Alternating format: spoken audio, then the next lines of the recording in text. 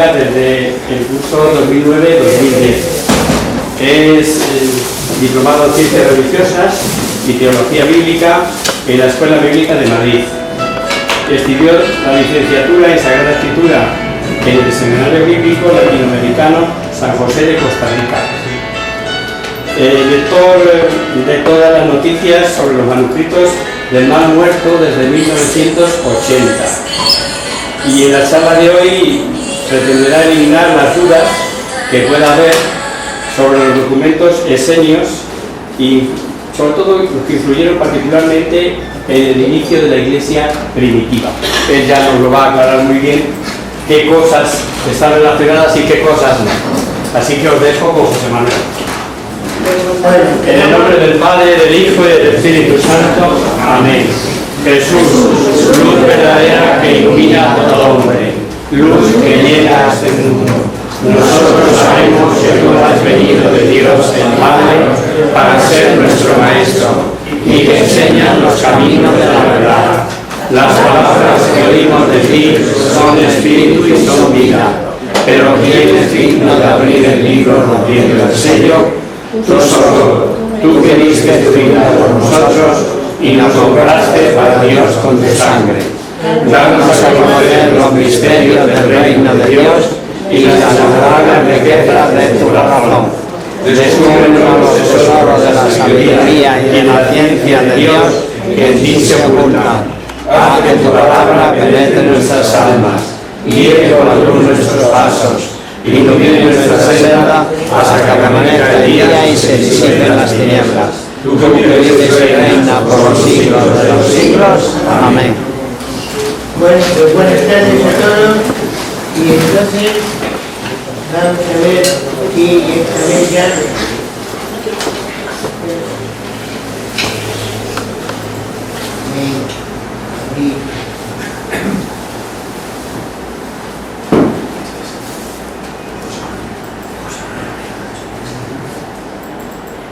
muy bien. Bueno, pues muchas gracias por haber venido y entonces voy a intentar con mis palabras quitar las dudas que surgen en todos los medios de comunicación que nos dicen, nos insisten en que el cristianismo depende exclusivamente de la comunidad de los rollos del Mar Muerto. Lo primero que hay que hacer es definir qué es lo de los rollos del Mar Muerto, porque en el Mar Muerto ha habido muchas excavaciones, pero las que hay alrededor de Qumran son las que normalmente decimos por exclusividad los rollos del Mar Muerto. Con vuestro permiso me siento. Muy bien. Entonces, ¿qué pasó? En la primavera del año 1947, ahora dentro de poco cumplirán 70 años, dos beduinos encontraron una cueva, la cueva número 1, que está aquí pequeñito, esta, la cueva número 1, y fue descubierto por el beduino Mohamed el-Din, alias el Lobo, que contaba que buscando una cabra se encontró una cueva y en una piedra oyó un ruido de cerámica rota, pasó, miró y salió corriendo porque dice que tenía miedo. Al día siguiente volvió con su primo y entonces los dos encontraron allí una serie de vasijas vacías menos una, dentro de la cual había una serie de rollos que no saben lo que significaba. Aquí un mapa de la situación de los rollos, de la situación de las ruinas de Qumran. Y pues Qumran significa la ruina de Qumran, es un nombre árabe que está al noroeste del Mar Muerto. Este mapa es de los tiempos de Jesús y vemos todos los normas que aparecen en el Nuevo Testamento. Este es un mapa de año 1947, cuando se encontró. El Qumran estaría aquí. Entonces,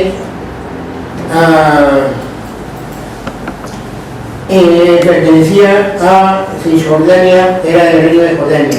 Con la guerra de 1968, de los 6 días, Israel ocupó ese espacio, con lo cual todos los rollos y todos los documentos aparecidos en ese momento pasaron a propiedad del Estado de Israel. En el año 1947, los beduinos le encomendaron, le entregaron los rollos a un amigo que era zapatero de anticuario, se llamaba Cano, y este cogió los 4 rollos que le entregaron y se los llevó al arzobispo sirio Mar Atanasio Samuel, que viendo que eran bastante interesantes, los compró.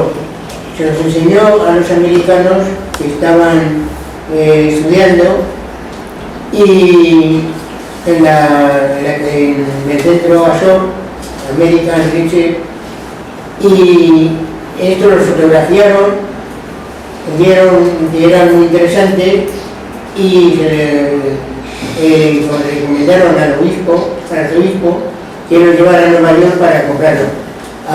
Yo voy a repasar muy brevemente la historia de los rollos, simplemente para entrar en materia, para saber qué eran los diseños. En la primera prueba se encontraron 7 rollos, 4 les los entregaron al arzobispo Atanasio, y los otros 3 restantes se los entregaron otras días a la Universidad Hebrea de Jerusalén, y el doctor Eliezer Shukri, que tenemos aquí en la derecha, estudió, vio que los documentos eran muy interesantes y los compraron. Después de varios años, el Estado de Israel compró a través de un intermediario los 4 rollos restantes que estaban en manos del arzobispo Atanasio. Entonces los 7 primeros rollos manuscritos en el rollo encontrado o manuscrito era el manual de disciplina, el rollo de Isaías, la historia de los patriarcas, también se ha llamado como el Génesis y Apócrifo, y el comentario de Habacuc. Estos 4 son los que fueron por la vía del arzobispo Atanasio. Y el rollo del templo, la guerra de los hijos de la luz contra los hijos de las tinieblas, y los salmos de agradecimiento, los salmos apócrifos, fueron directamente a Israel. Todos estos rollos, documentos, están actualmente guardados en el Templo del Libro en Jerusalén. Es un templo recientemente construido, y aparentemente tiene la forma de la tapa de las vasijas donde se encontraron los rollos. Es simplemente a raíz de este descubrimiento de los beduinos, se organizaron una serie de campañas entre 1958 y 1956. Estas estuvieron organizadas por un equipo llamado el Equipo Internacional, y se encontraron 11 cuevas con datos, con rollo, y otras 20 que estaban vacías solamente que no existían, que no habían sido habitadas, que eran naturales completamente, que habían sido habitadas, pero no hubo documentos. Los documentos están soportados en cuero, otras veces en pergamino, en papiro y en cerámica. Los libros con los documentos encontrados se dividen en 4 grupos principales. Uno, los libros bíblicos que tenemos en la Biblia actual. Otros libros religiosos que no forman parte del canon. Otros libros que eran propios de la comunidad de Qumran, porque de momento lo dejamos en la comunidad. y otro grupo, varios, que todavía están en estudio y no se terminan. Si vemos, hubo una pequeña batalla entre los beduinos y el equipo internacional para descubrir cuevas.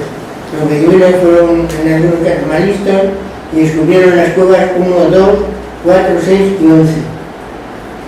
Y vemos a partir de la cueva 6, los beduinos están ya, digamos, muy vigilados y son el equipo internacional el que descubre las cuevas número 3, 5, 7, 8, 9, 10 y la 11, que hemos dicho que la descubrieron los beduinos, exactamente no se sabe cuándo la descubrieron.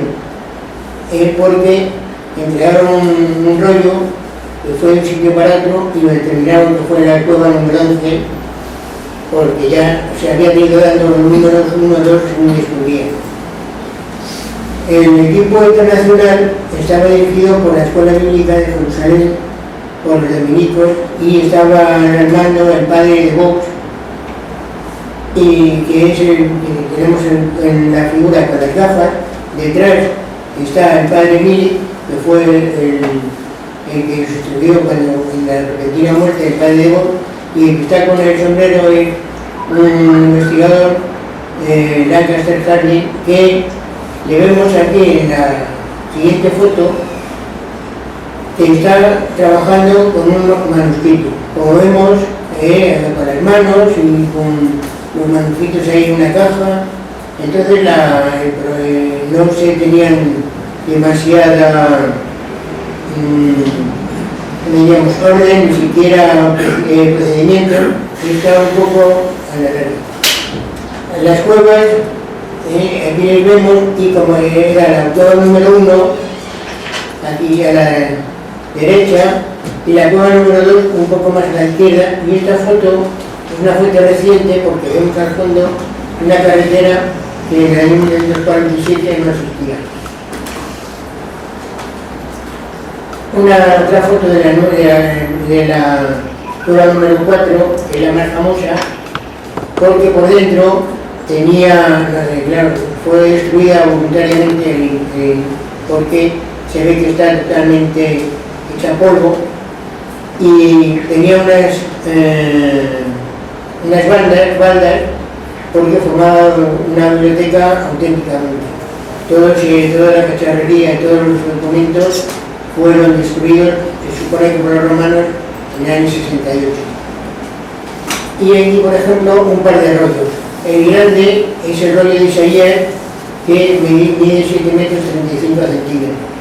Es un rollo completo y tiene la ventaja, o nos da la ventaja de que este rollo, que 200 se escribió aproximadamente en el año 200 antes de Jesucristo, es igual que el que nosotros tenemos en nuestras Biblias actuales. Un rollo tal como se encuentra, y una vez hecho una serie de tomas fotográficas, pues se puede leer perfectamente. Ahora, en la cueva número 3 apareció un rollo que es de cobre, está partido por la mitad, y el problema es que no se podía desenroscar porque se hubiera roto. ¿Qué se hizo?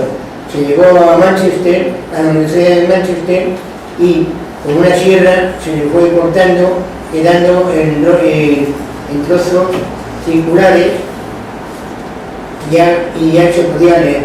Este rollo está precisamente en el Museo de Arqueología de Mali, y se puede completamente observar, y lo que hay enfrente es una transcripción. Este rollo tiene de interés que dice que es el tesoro del templo. En el año 68 o 66, cuando el templo estaba a punto de ser tomado por los romanos, se llevaron toda la riqueza del templo y se escondió. Y entonces este rollo dice los sitios donde están escondidos. El problema es que dice dónde están, pero no se sabe exactamente dónde es. Da una serie de referencias, aparte de que pone que hay otro rollo que es el que da la clave, y este último rollo no ha aparecido. Hay gente que se ha gastado la vida, luego lo hablaré, buscando los tesoros, porque de ser así nada más en oro serían 3 toneladas de oro, nada más, aparte ya toda la plata, todo el cobre, todas las cosas. Muy bien, entonces, este pequeño repaso de los rollos, vamos a preguntar qué se sabía de los diseños, porque entonces 3 autores del siglo I, Plinio el Viejo, Filón de Alejandría y Flavio Josefo, hablan de los diseños, concretamente Flavio Josefo dice que era de las 4 ramas que tenía el judaísmo en aquel momento. Una eran los saduceos, otra eran los fariseos y la tercera los esenios. Y los esenios eran unas personas dedicadas completamente al estudio de la ley, iban vestidos de blanco, completamente, y solo tomaban la comida, llamamos, sagrada, y vivían en comunidades, tanto dentro de las ciudades como externamente. Y además, Filón de Alejandría da completamente una dirección. Estaban en el noroeste del Mar Muerto, precisamente en Qumran. Desde luego los rollos encontrados formaban una biblioteca. El problema es de quién.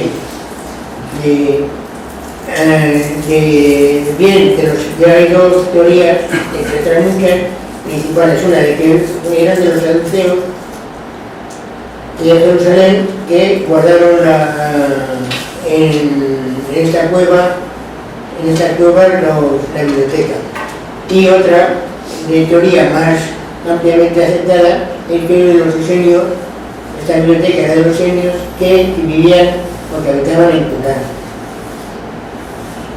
Cuando hablamos de los 7 rollos primeros descubiertos,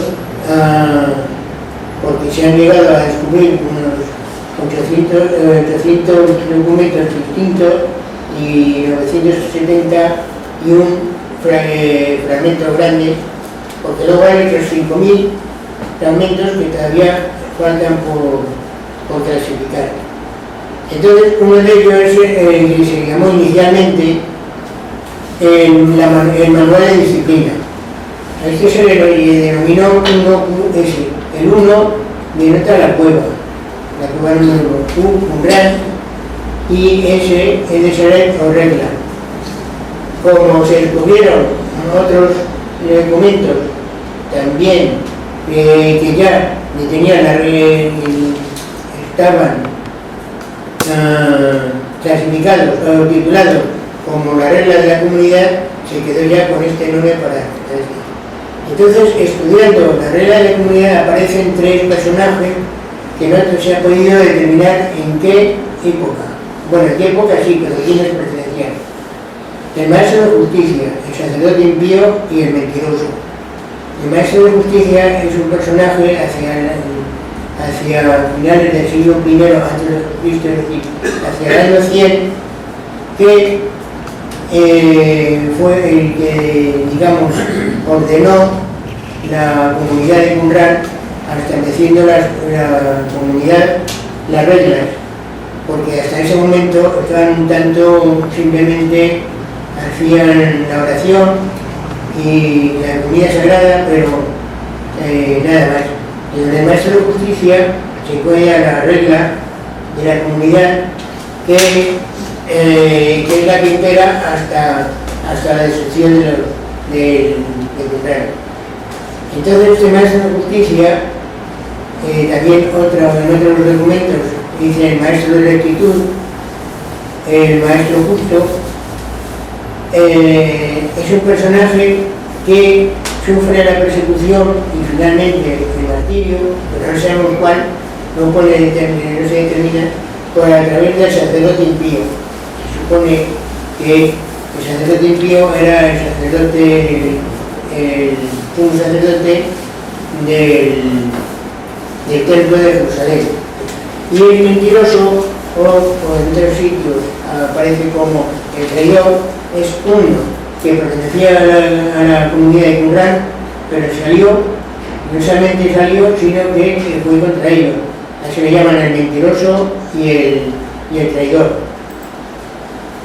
¿Y cuál fue el final de los esenios? Pues uno, desaparecieron con la caída de Jerusalén. Ahora, otro, se unieron a los fariseos formando lo que formaría después el rabinismo, lo que conocemos actualmente como judaísmo. O se unieron a los cristianos, a los primeros cristianos, y luego se unieron a los celotes y murieron en Masada. Porque en Masada se han descubierto, Masada es una fortaleza situada también al suroeste del Mar Muerto, donde los celotes hicieron frente a las tropas romanas hasta el año 72 en que desaparecieron. Muchos de los manuscritos encontrados en Masada son paralelos o iguales a los encontrados en Qumran. Por eso se supone que muchos pasaron a Masada cuando el escándalo de los rollos del Mar Muerto, que ha aparecido muchas, eso no se habla porque aparece continuamente en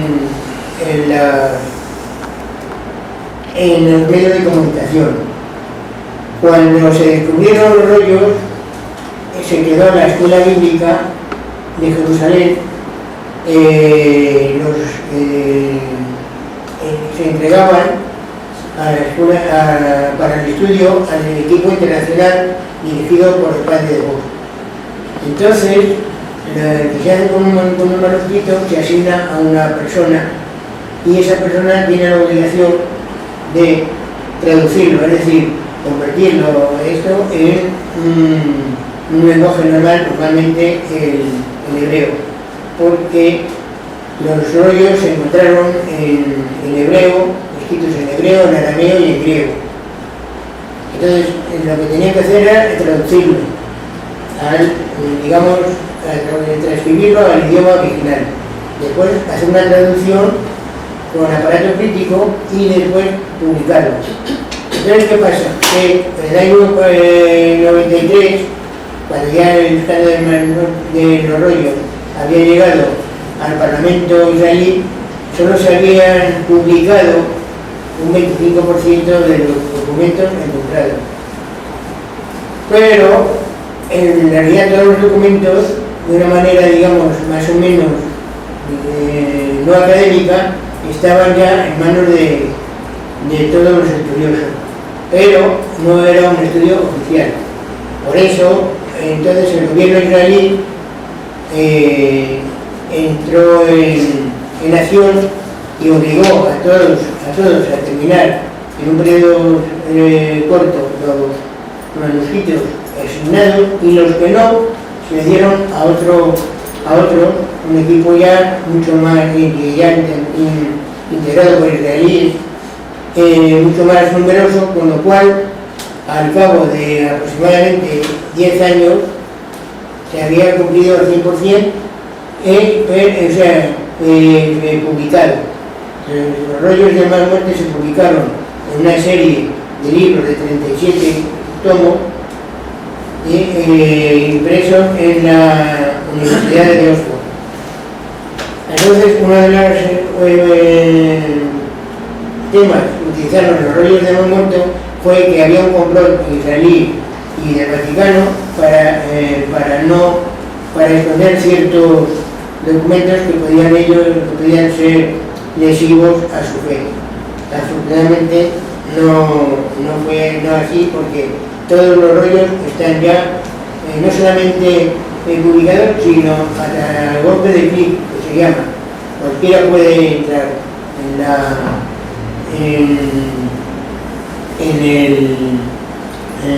la web del libro, del Museo del Libro, y allí están todos los documentos. Solo tiene que dar un clic.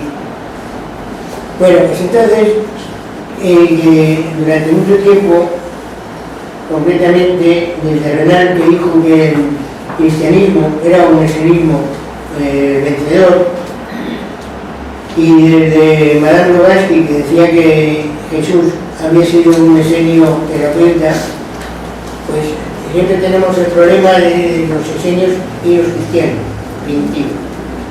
similitudes. Pues hay que recordar que ambos, el cristianismo primitivo y los esenios, dependían de la Biblia o del Antiguo Testamento, completamente.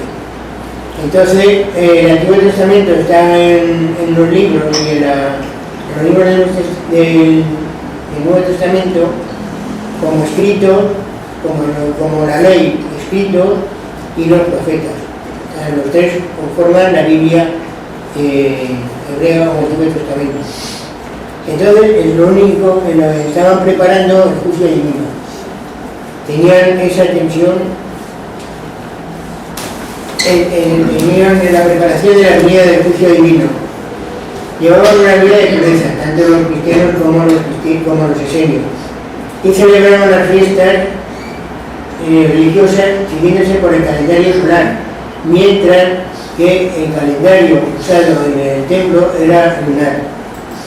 Habían cambiado recientemente porque entonces la utilización del versículo 40 de Isaías 43, en el desierto preparar los caminos del Señor, eso era digamos un leitmotiv de ambas sociedades, porque tenemos también en Marcos 3:2-3 que dice: mira que envío a mi mensajero delante de ti. Otra similitud era la notable tensión escatológica. Para nosotros, cuando en los libros dice que los esenios eran pacifistas, pensamos que eran unos pacifistas como los de nuestra época. No. Eran pacifistas, pero tenían una gran tensión primero contra los que no formaban parte de la comunidad, pero mucho más contra los romanos y contra los servidores del templo y sus seguidores.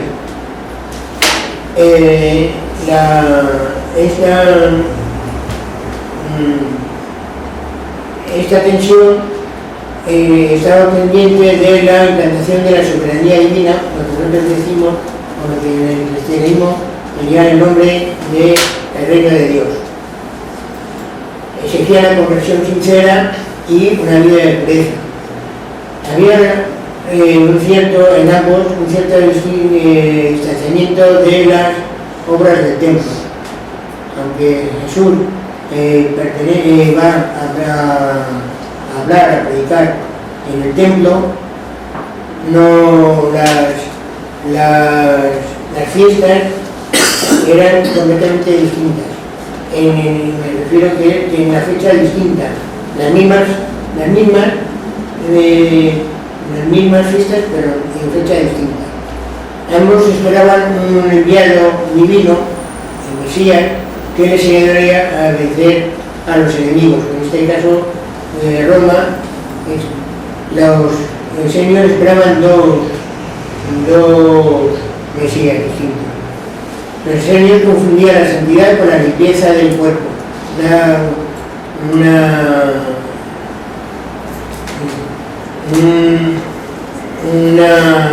Una limpieza llevada al extremo de que si no la cumplía podía ser expulsado de la comunidad. Ahora, distinto tratamiento con los enfermos, lisiados y pobres. Los esenios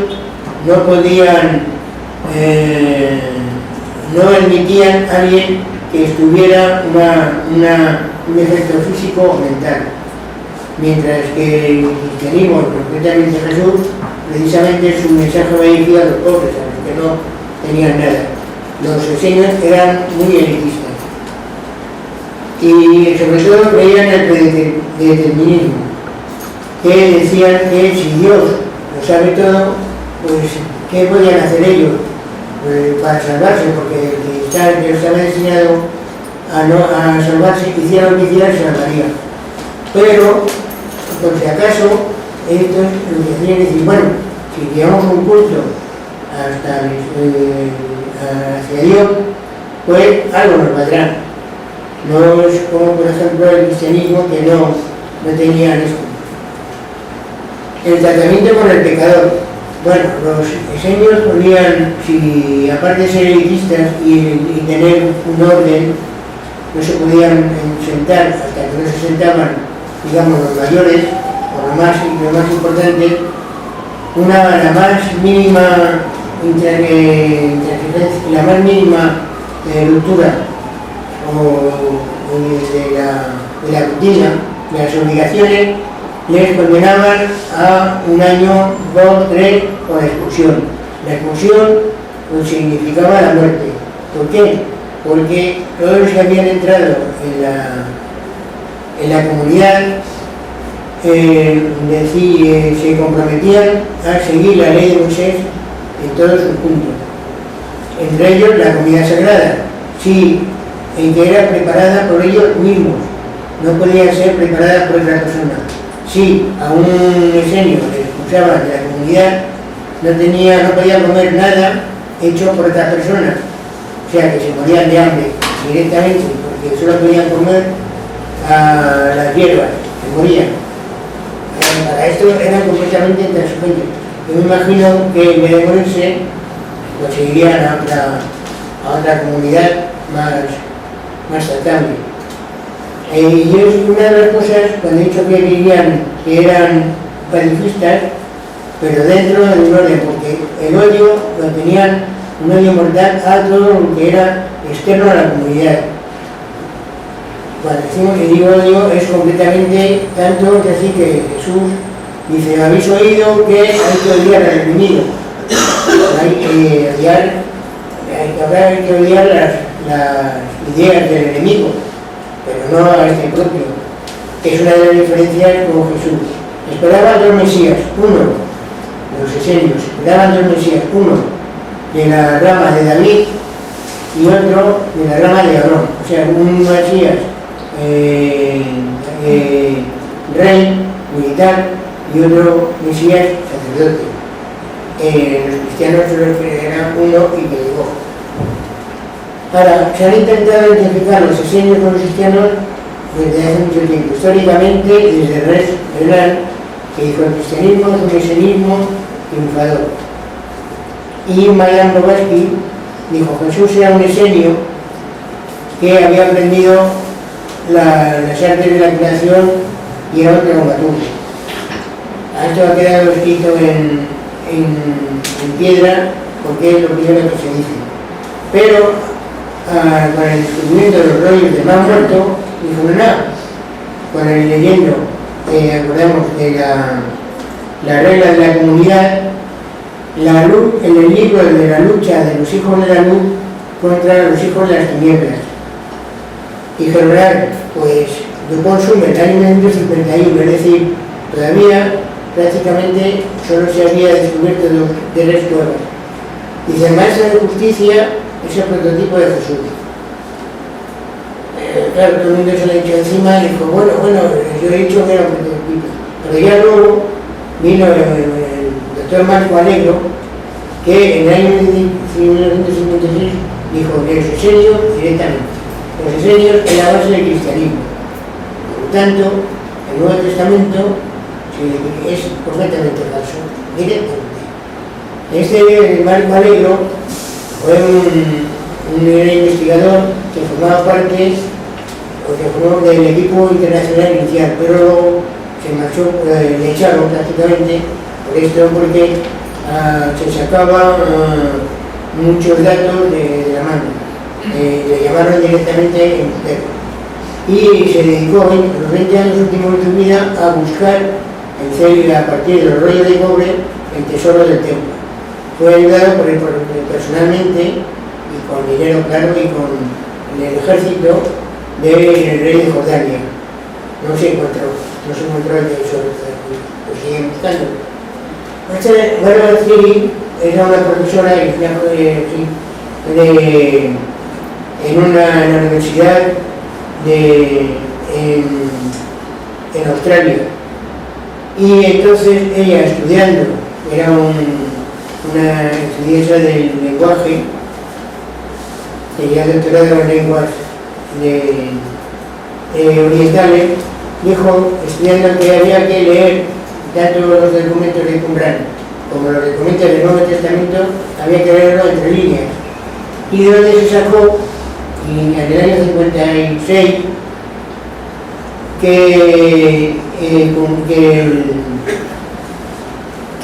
tanto con la comunidad de Qur'án como la comunidad de los cristianos primitivos eran ambos esenios, pero de distintas comunidades.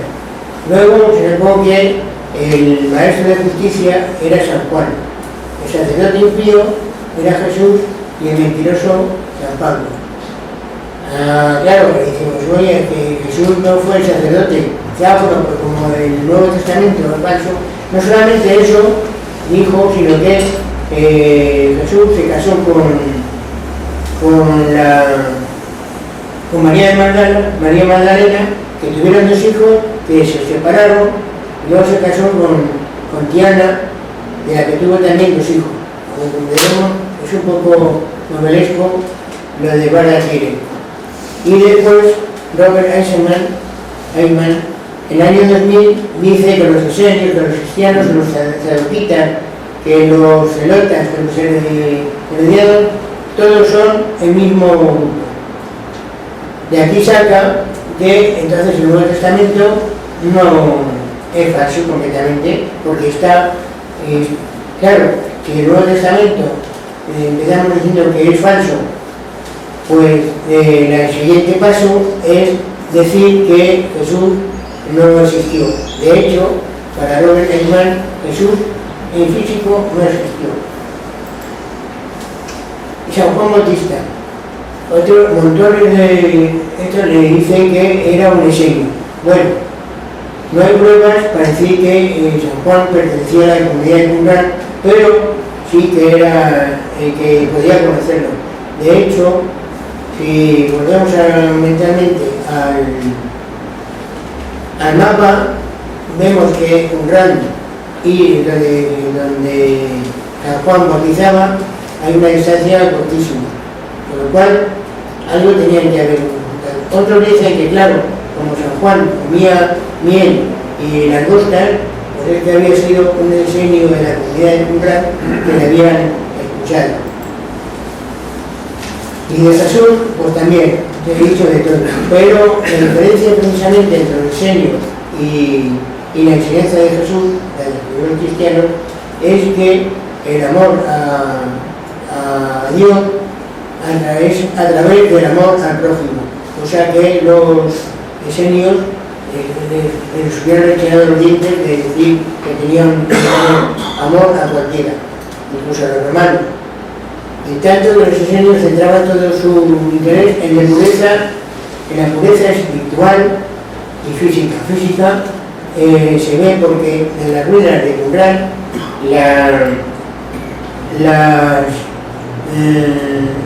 hay unas grandes construcciones para almacenar el agua, porque ellos se tenían que lavar todos los días. Se levantaban, hacían una oración matinal, se ponían a trabajar en el campo y cuando a mediodía se lavaban bien y iban a la comida ritual, la comida que tenía que ser especial. Precisamente eso es uno de los puntos que digamos, tenían en común con los cristianos, con lo de la comunión. Pero la diferencia es que la comunión cristiana es el propio Cristo, mientras que esto era simplemente una comida mandada por Moisés.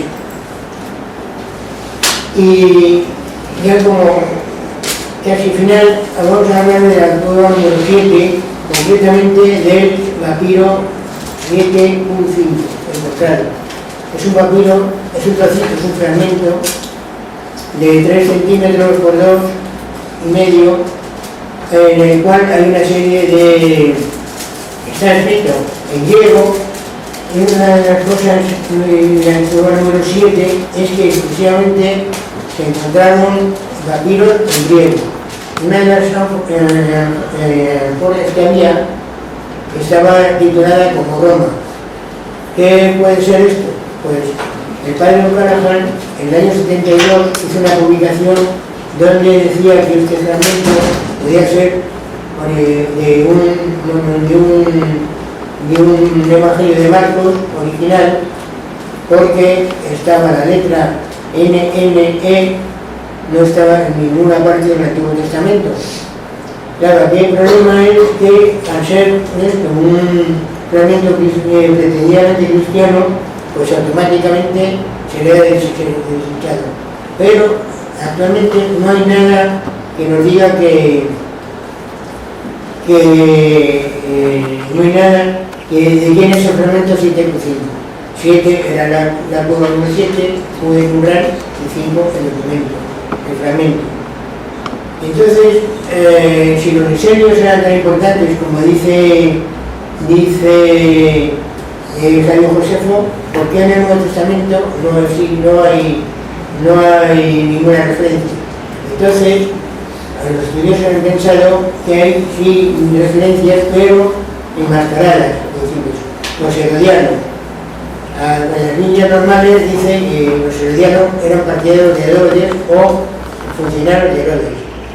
Podría ser, pero hay una referencia en Marcos, el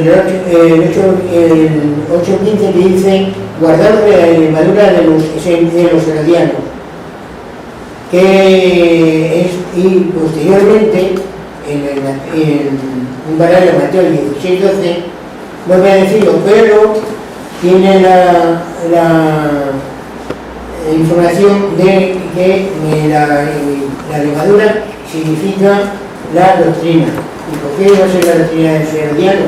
Tiene que ser alguien que dijera alguna doctrina, porque los Herodes y sus hijos escribieron y dijeron nada. Pero miren, el versículo de Marcos 3:6, la curación en sábado, dice que los fariseos piden consejo a los herodianos. Los fariseos, Jesús está en la sinagoga y había un hombre enfermo del brazo, dice con el brazo seco, y Jesús, sin hacer nada más le dice: está curado. Entonces los fariseos que estaban allí dicen: ¿cómo se cura el sábado? Pero no ha curado, pero Jesús no ha hecho nada. Entonces se presenta ese problema y se lo van a preguntar a los herodianos. Resulta que los herodianos eran gente que sabía. Y puede ser que fueran completamente los esenios que no querían entrar en la sinagoga.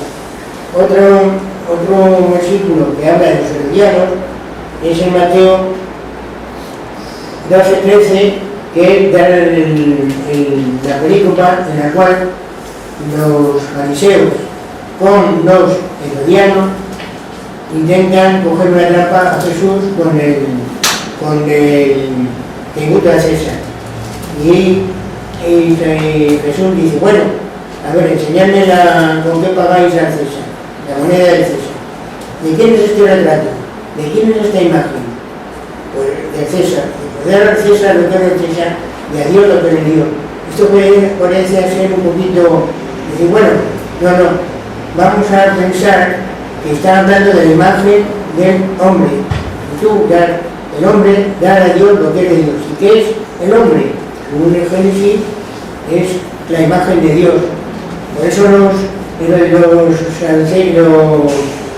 fariseos y los herodianos que se quedaron allí, se quedaron atónitos. Dicen: ¿por qué? Porque Jesús les da una respuesta que no esperaban. Y entonces, y lo último, que nos ayuda en el estudio de los muertos. Bueno, pues lo primero, a conocer, a saber que la Biblia que tenemos actualmente es perfectamente la Biblia que escribió hace 700 años, o digo, de 1700 años.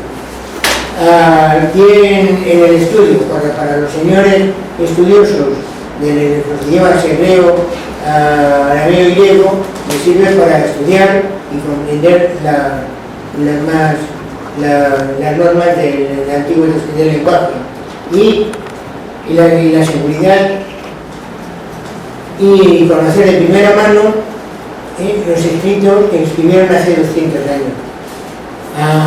Se me ha hecho el tiempo encima, y entonces están a través de los esenios, de los estudios más muertos, pues bien, estudiando, pero no había no se había presentado, a pesar de que se habían buscado con los métodos actuales, ninguna cueva hasta el 10 de febrero de 2017, es decir, hace 40 días aproximadamente, se descubrió la cueva número 12. Y la cueva, descubierta por el arqueólogo Oren Garfield, en esta cueva ya había sido visitada o saqueada a mediados del siglo XX, porque se dejaron unos periódicos con un trozo de periódico de esa fecha. El rollo que se ha encontrado es del tamaño casi de un cigarrillo, de un triquín, todavía está en estudio. Entonces, lo que quiero insistir es que aunque los esenios y los cristianos tenían muchas cosas en común, uno fue por una rama que se extinguió, se juntó al judaísmo, y la otra es el cristianismo actual. Podemos decir completamente que ambas cosas son distintas. Y con esto me tengo que llegar al final porque no he podido decir más. Con esto acabo y bueno, decir que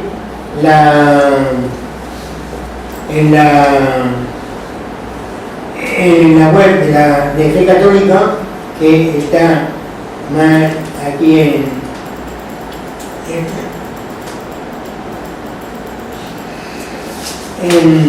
www.fecatolica.es y buscar el vídeo, buscar la conferencia actual. Bueno, y con esto, las gracias y espero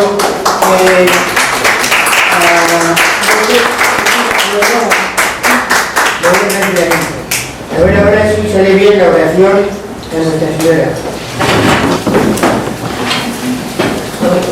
Corriendo para que lo oración de Nuestra Señora.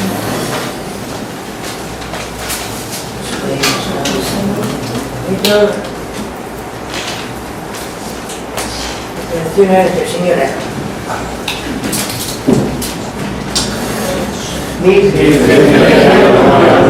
Bendita sea el cielo, en cuyo rostro se miran los santos y se contemplan los ángeles.